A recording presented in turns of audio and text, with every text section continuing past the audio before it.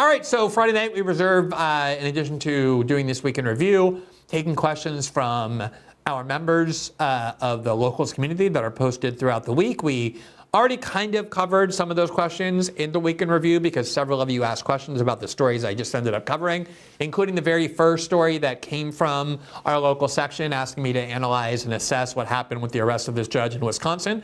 But we still have other questions that we want to get to, as many of them as we can in the time that we have allotted. Here is a question from Anti-Warism, who asked the following, quote, "Why isn't there a mass movement of Americans opposing the looming war with Iran?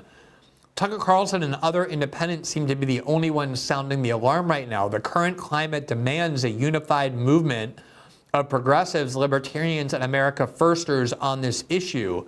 I highly doubt they're going to go through Congress, and even if they did, we all know where most of Congress's loyalties lie.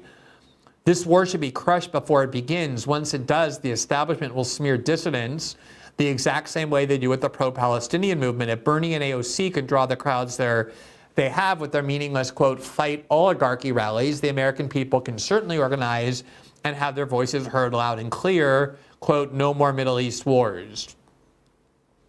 Yeah, a lot of interesting points there that I think are worth examining. First of all, this whole thing with the Bernie and the AOC rallies, they really are attracting a sizable crowd in almost every place they go. 20, 30,000 people, sometimes more, in not even our largest cities, sometimes in red states and the like. And clearly they're tapping into something. But at the end of the day, what are AOC and Bernie's real message? Like, what is their real agenda? Are they really attracting huge numbers of people to some new way of doing politics? No, they are not. They're attracting Democratic Party loyalists and Democratic Party voters who want to feel like they have some outlet for fighting Trump. And Bernie and AOC always lead people into the Democratic Party. It's what they do. Now, Bernie has been making more noises lately about creating some kind of an independent party. I'll believe that when I see it. But I don't want to say I find what they're doing irrelevant or trivial, because it's not. If you're attracting that many people, you're exciting a good number of people, but toward what end? So I think toward the end of gathering Democrats who really have nobody else but Bernie and AOC doing this sort of thing to let them kind of gather and feel like they're engaged in this protest movement, this rallying against the Trump administration. There's nothing else to it. To the extent they have a critique of the Democratic Party, the critique is the Democrats aren't fighting hard enough against Trump. It's not an ideological critique. It's not anything. It's just, that's all it is. So I'm not sure that necessarily indicates that a bigger or equal in size anti-war movement joining different people from different factions is possible. But I do agree that if anything warrants that, it's opposition to a war in Iran. So let me say a little bit about why I don't think that's happening yet, and why, unfortunately, I'm a little skeptical about whether it would. Let's look at what just happened with this war in Yemen. One of the things that we've seen from the Trump administration is that most of what the Trump administration has been doing are things they promised to do during the campaign, including deporting foreign students who participated in protests against Israel, including invoking the Alien Enemies Act in order to deport people they regard as alien enemies on U.S. soil with no due process. You can point to a Trump speech or multiple Trump speeches, interviews where he promised to do all of the things he's doing. One of the exceptions, though, is bombing the Houthis in Yemen. In fact, during 2024, Joe Biden was bombing the Houthis, and not lightly, continuously. If you go look and just use Google and look at how many bombing raids Biden ordered throughout 2024 and on what dates, there are most months where they were bombing every day. And when Biden was bombing the Houthis, their argument for doing so, the Biden administration's, was, well, they're attacking our ships and we need to stop that. And at the time, they actually were attacking American ships. And Trump was asked about the bombing of the Houthis in mid-2024 by Tim Pool. And we showed you this video before, and Trump criticized Biden for bombing the Houthis. He didn't say, oh, the bombing isn't intense enough. He should either really bomb or not bomb at all. He said, why would we bomb the Houthis? There's no reason to bomb the Houthis. You just use diplomacy and you pick up the phone and you get that solved. So not only didn't Trump ever say he was going to bomb the Houthis in the campaign, he actually criticized Biden for having done so. And that was at least at a time when the Houthis really were attacking American ships, because they perceived, obviously correctly, that it was the United States funding the Israeli destruction of Gaza, which is what they were protesting, and so they regarded America as a legitimate target. Once the ceasefire was imposed or agreed to the day before Trump was inaugurated, that Trump deserves credit along with Steve Witkoff for having facilitated, the Houthis said, okay, there's a ceasefire. We're not going to attack any ships anymore. And they stopped.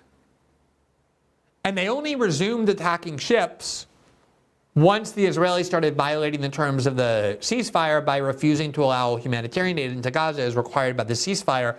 And when they said they were going to resume and resumed attacking ships, they said, we're only going to attack Israeli ships. Not even American ships. So now they're only attacking Israeli ships, as opposed to 2024, where they were actually attacking American ships. And Trump said out of nowhere, oh, we're going to start bombing the crap out of the Houthis. And Trump has been bombing the crap out of the Houthis. It's not just a daily bombing like Biden was doing. They're using much heavier weaponry. They're bombing more intensively. They're bombing with fewer constraints about civilian deaths. And I watched the MAGA movement saying we need to stop Middle East wars. And they heard Trump criticize Biden for having bombed the Houthis. And yet when Trump said we're going to start bombing the Houthis, and now that he's bombing the Houthis, how much resistance or opposition from MAGA have you heard?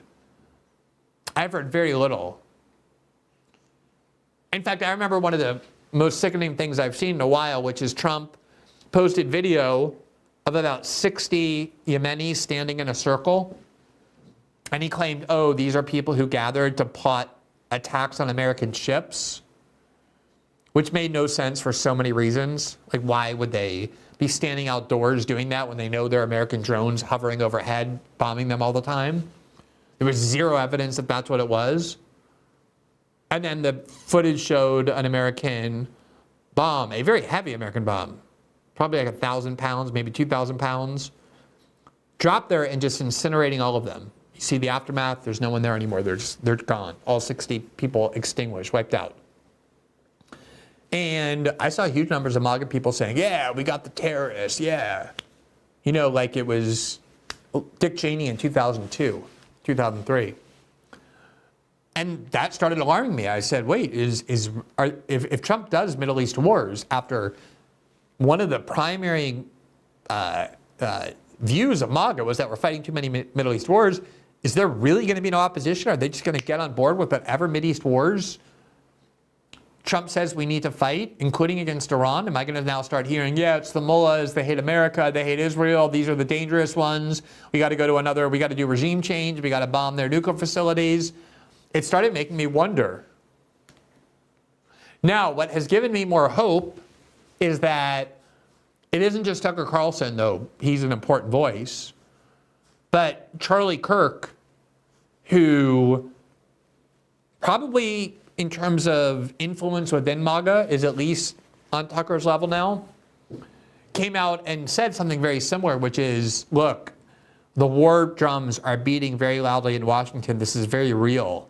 There's a good chance that we are actually going to go to war with Iran. And if Trump does that, that will kill the MAGA movement. This is exactly the kind of war that has destroyed our country that we can't allow any more of.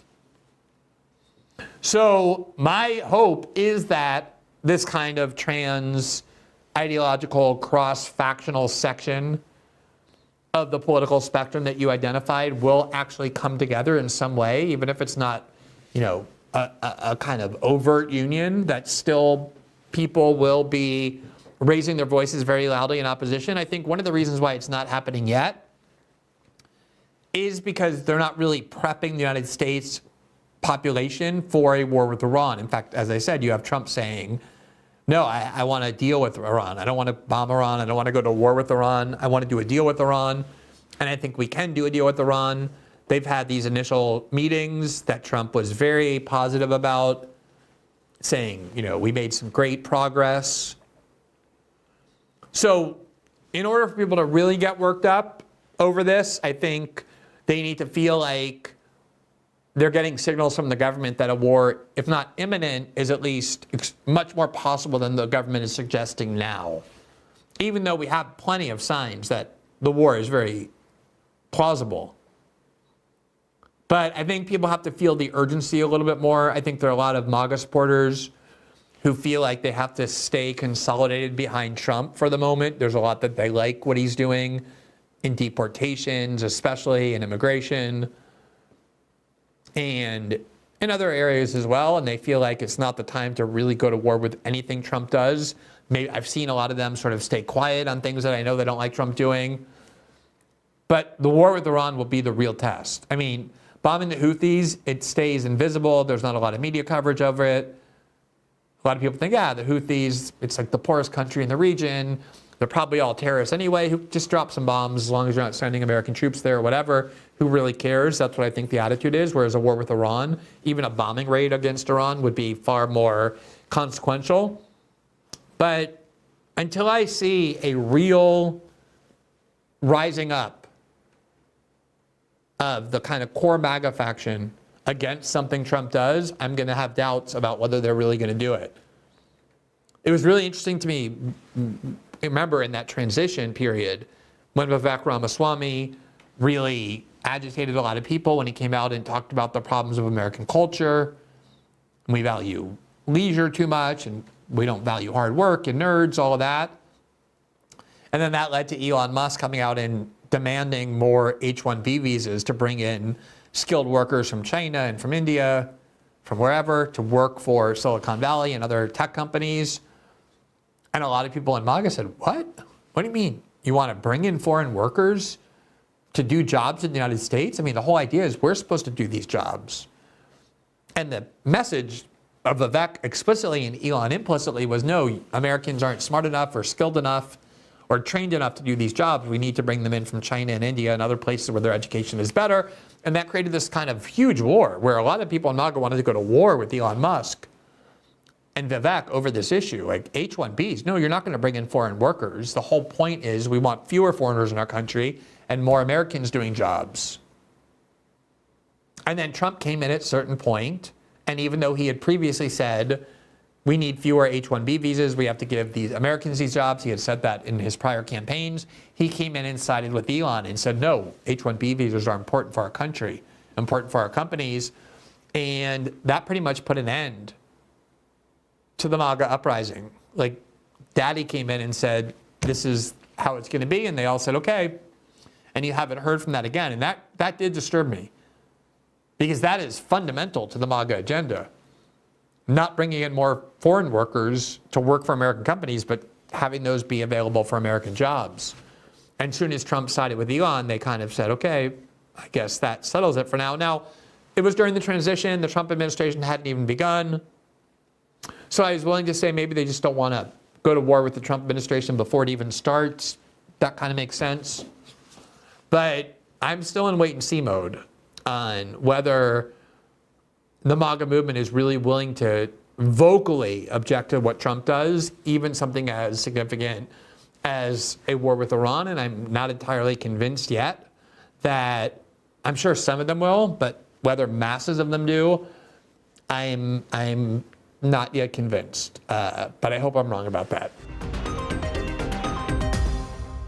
Thanks for watching this clip from System Update, our live show that airs every Monday through Friday at 7 p.m. Eastern, exclusively on Rumble. You can catch the full nightly shows live or view the backlog of episodes for free on our Rumble page. You can also find full episodes the morning after they air across all major podcasting platforms, including Spotify and Apple. All the information you need is linked below. We hope to see you there.